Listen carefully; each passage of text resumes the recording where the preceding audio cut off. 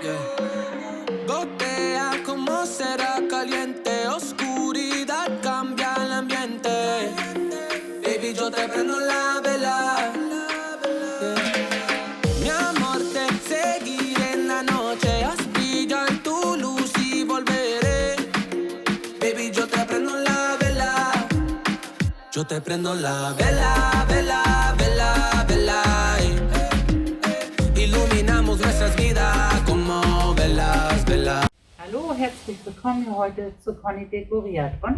Der Kameramann Micha, wieder wie immer dabei. Ganz genau. Und es ist richtig schön. Ein richtig schöner Herbsttag, oder? Ja, Und herrlich. da haben wir nämlich Michaels Lieblingsthema gemacht. Das ist nämlich immer den Hauseingang, findet er total Hauseingang und Terrasse. Genau, Terrasse und Wasser. Genau. Genau, heute ist kein Wasser dabei, aber natürlich Heide, Kürbisse, ein bisschen Grün, alte Körbe, und da haben wir heute mal eine kleine Deko-Idee für euch. Und wenn ihr wissen wollt, wie das nämlich funktioniert, bleibt dran, weil das zeigen wir euch jetzt.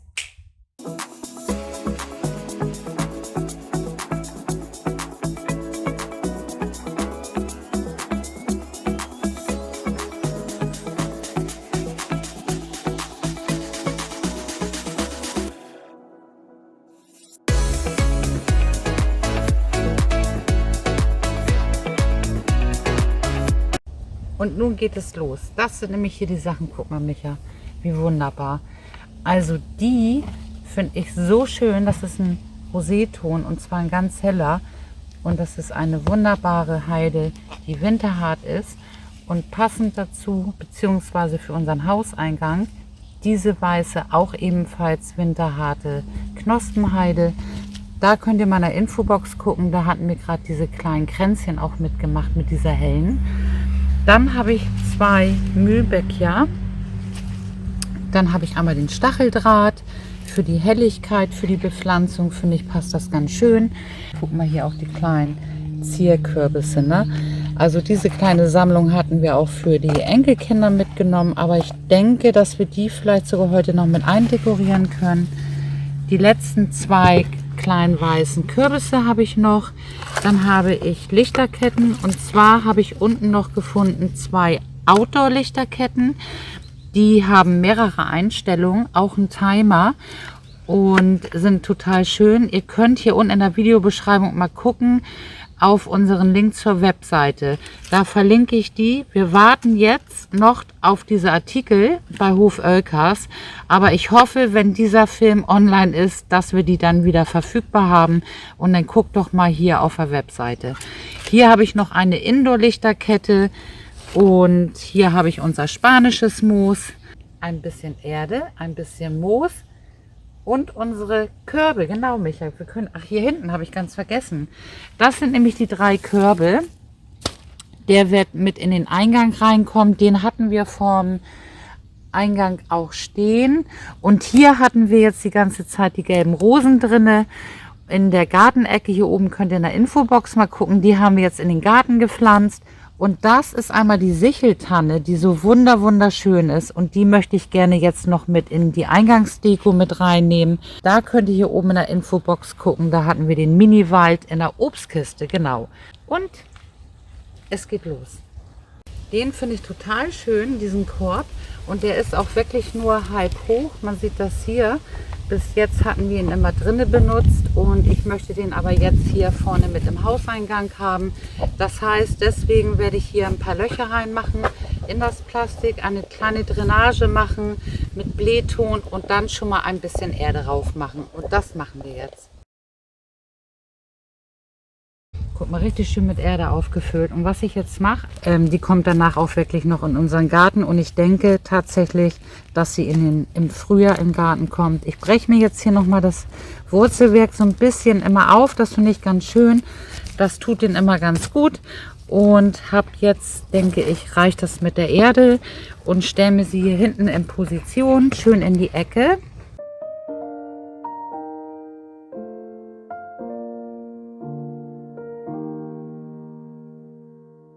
아주 우연히 듣게 된 그 노래 나도 모르게 숨죽여 Und ich habe mir jetzt hier einfach mal die Pflanzen genommen, wo ich denke, dass die ganz gut reinpassen. Also hier das Mühlenbeckjahr zum Beispiel, das rankt natürlich nach unten. Das würde ich gerne hier auf die andere Seite haben, damit ich das Grün auf dieser Seite widerspiegelt. Den Stacheldraht hätte ich gerne hier vorne, weil ihr werdet gleich sehen, hier möchte ich gerne ein bisschen mit Licht arbeiten. Und dann ist es natürlich wunderbar mit diesem hellen.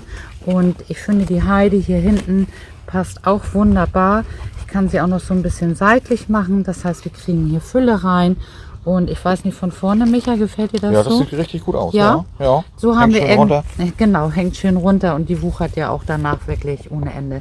Das heißt, okay, ich werde mir jetzt hier, wo ich die Höhe noch ein bisschen haben muss, einfach ein bisschen mit Erde auffüllen, mache mir alle Pflanzen aus dem Topf, breche mir wieder ein bisschen Wurzel auf und pflanze mir jetzt hier die Pflanzen ein. Das Moos, also das Dschungelmoos, das spanische Moos nehme ich nicht. Ich werde das grüne Moos nehmen und jetzt hier hinten nochmal die Lücken ein bisschen auffüllen. Da vorne, da muss nichts mehr rein. Da ist alles aufgefüllt und genau. Das heißt, wir haben den ersten großen haben wir fertig. Wir haben einen kleinen schönen Mix und ich würde sagen, wir nehmen jetzt den kleinen Korb. Hier mache ich das genauso. Hier kommen jetzt Löcher rein, ein bisschen Drainage und Erde.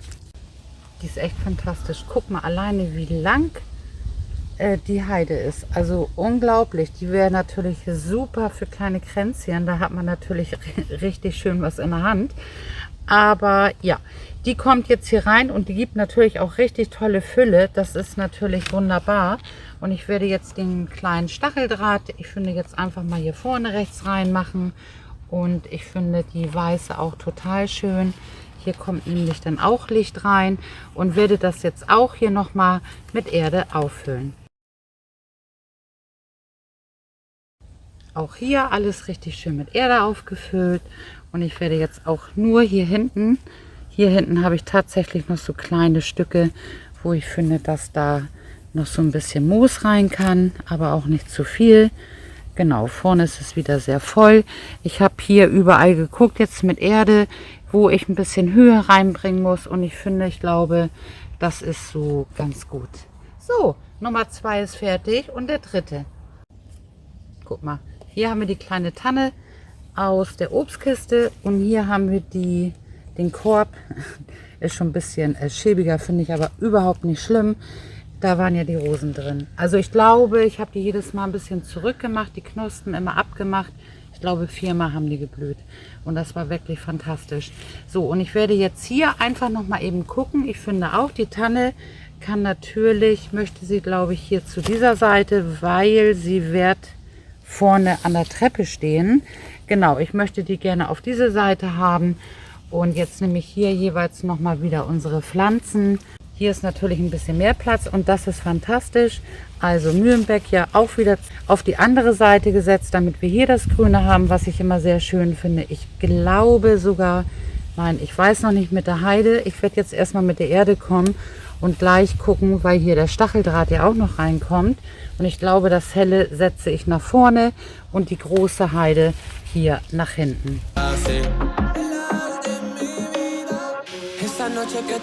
Überall Erde aufgefüllt, außer hier vorne. Jetzt habe ich sie mir einfach mal in Position gestellt und ich glaube, so ist das ganz schön, oder? Genau, und wir haben eine gute Mischung. Hier Heide, da Heide und ein bisschen Helligkeit. Hier das Grüne gefällt mir wirklich gut.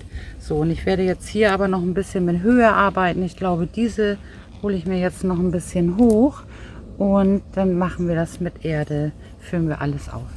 Schön aufgefüllt. Und jetzt nochmal, jetzt kann ich aber hier vorne noch ein bisschen Moos reinmachen. Das ist auch nochmal ganz schön mit den Grüntönen hier unter auch. Und da werde ich jetzt noch ein bisschen was in die Lücken reinmachen. Und das riecht auch richtig schön nach Wald. Also hier mit der Tanne und das frische Moos und so, also wunderbar. Also wirklich fantastisch. Es ist immer so schön, damit zu arbeiten. Uns gefällt es immer sehr gut, ne? Ja. Und guck mal hier, da kriegt sie schon kleine Triebe. Guck mal, wie toll. Wir gehen mit euch mal aufs Tannenbaumfeld und dann zeige ich euch auch mal hier die wie wunderbar die wachsen. Das machen wir mal, ne? Ja. Aber jetzt sind wir hier noch bei der Heide und ich finde nämlich, weil jetzt so ein bisschen grün, finde ich eigentlich total klasse. Guck mal, und da kann doch hier einfach noch mal, na gut, grün auf grün finde ich jetzt aber auch ein bisschen langweilig. Dann würde ich mal eher sagen, dass wir vielleicht ein dunkleres nehmen, sogar wo ein bisschen braun mit bei ist. Und ich finde, das reicht schon. So ganz kleine Deko-Elemente und weniger ist manchmal auch mehr. Und da gucken wir gleich nochmal in die anderen, was wir da reinfüllen. Jetzt hole ich die Lichterketten. Guck mal, wie wunderbar. Ich habe doch die 2 weißen Kürbisse auch noch. Und der kommt einmal hier einer rein. Und ich würde sagen, vielleicht sogar noch hier in den großen oder auch nicht. Da gucken wir jetzt gleich. Also man könnte es ja auch hier jetzt so ein bisschen mit reinlegen.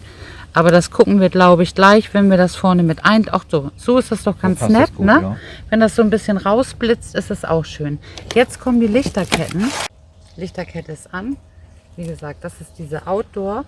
Und da der hier vorne nicht komplett überdacht ist, bekommt der jetzt die Outdoor. Und ich werde einfach hier hinten das Batteriefach verstecken hinter der Tanne und gehe jetzt nach vorne mit meinem Kabel.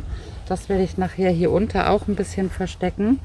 Und was ich jetzt gerne möchte, ist eigentlich, dass die Helligkeit mit dem Licht ja richtig nochmal in Szene gesetzt wird. Und ich finde den Stacheldraht dafür wirklich perfekt.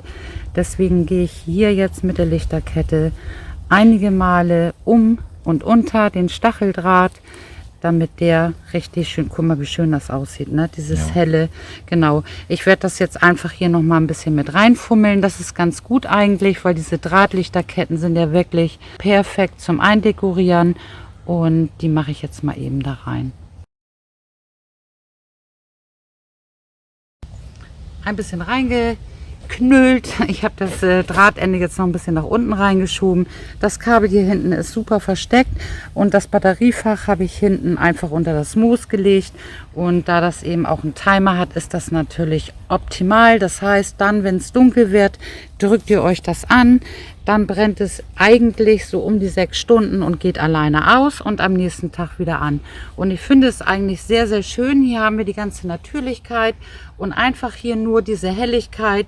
Ja, wie so ein, weiß ich auch nicht, Schneeball oder Sternchen hat man hier einfach nochmal diesen Lichtpunkt. Die zweite, also die hätten wir eigentlich auch da reinmachen können und wir hätten die Tanne mit beleuchten können. Aber es ist, wie es ist, finde ich jetzt auch nicht schlimm, weil diese ist wirklich ein bisschen länger.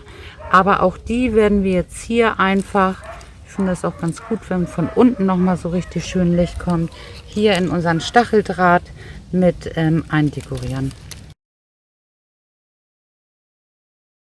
Auch ganz niedlich, weil die so einen ganz leichten Goldschimmer hat. Passt natürlich auch ganz toll. Und ich finde, auch das ist wirklich eine schöne, für uns eine schöne passende Bepflanzung für vorne. Und ich würde jetzt sagen, ich nehme den großen und da gehen wir nochmal hin. Das ist die Indoor-Lichterkette, die ich jetzt noch hatte. Die habe ich gefunden. Ich glaube, die hat 60 Lichter. Ja, genau, 60 Lichter. Und das ist diese Bündelkette. Die habe ich auch schon wirklich in vielen Deko-Videos benutzt. Auch die haben wir jetzt bald wieder völlig, also in vollen Umfang zur Verfügung auf dem Hof Oelkers. Guckt einfach mal in diesem Online-Shop. Also bei Licht haben wir wirklich gerade zu Weihnachten viel Auswahl.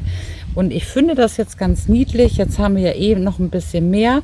Wenn ich hier jetzt einfach nur mal so einen Draht rumwickel, die kleine Tanne hier, unsere Sicheltanne, einfach noch mal ein bisschen in Szene setzen, weil die steht nämlich überdacht und zwar direkt vor unserer Haustür. Wir werden da gleich hingehen und ich finde das ganz niedlich. Den Rest von der Bündel werde ich jetzt hier vorne auch noch mal in den Stacheldraht wieder mit integrieren. So einigermaßen eingemacht und ich werde jetzt tatsächlich hier noch mal eben ein bisschen die Lücke auffüllen und dann können wir den nämlich auch noch besser hier, guck mal, dann hält das auch, der braucht da einfach noch ein bisschen Höhe und den setzen wir jetzt hier noch so mit schräg rein. Das Mühlenbeckchen kann super darüber wachsen und ich würde sagen, das dritte Teil auch ist fertig. Mini-Wald in der Kiste weg. Genau, die schöne Kugel, die Mangoholzkugel ist weg. Die Kiste hier hinten ist weg. Aber ihr Lieben, weil die Terrasse kommt auch demnächst. Und es hat hinten schon alles seinen Platz gefunden. Und da machen wir auch nochmal eine richtig schöne Deko. Und das ganz herbstlich. Aber wir fangen jetzt hier an. Wir holen die Bepflanzung und wir stellen es erstmal hier hin. Unsere Birkenleiter, die haben wir jetzt vor einigen Wochen selber gemacht. Die hatten wir hinten stehen und da wir das hinten jetzt so ein bisschen abbauen zum Herbst und Winter, kommt das erstmal alles weg. Und wir finden, dass die natürlich super, auch von der Höhe und auch mit der Helligkeit ist das total klasse, hier hinten reinstellen können. Man kann natürlich nachher hier auch nochmal eine Lichterkette, ganz viel mit Moos und Natur, aber hier haben wir heute gedacht, bleibt sie erstmal so, wie sie ist und ich hole die nächste Bepflanzung. So, jetzt habe ich noch ein bisschen rumgezuppelt, aber ich finde das ganz cool, weil hier ist es wirklich geschützt. Hier habe ich das Grüne und auch ein bisschen Licht. Wie gesagt, hier kann man nachher noch ein bisschen was machen, aber ich finde diese natürliche Leiter jetzt so mit dem Korb gefällt mir ganz gut und hier glaube ich auch nicht. Ja, oder? super. Ich liebe Eingänge dekorieren. Ja, das mag er. Er sagt immer, können wir mal wieder einen Eingang machen? Ja. Das machen wir. Und ich hole mal die nächsten Töpfe. Und ich mache einen Film nachher, wenn es dunkel ist. Weil im Flur ist es dunkel und das Licht mit dem Stacheldraht, das ist so schön, wenn das leuchtet. Also wirklich, das sieht wirklich fantastisch aus.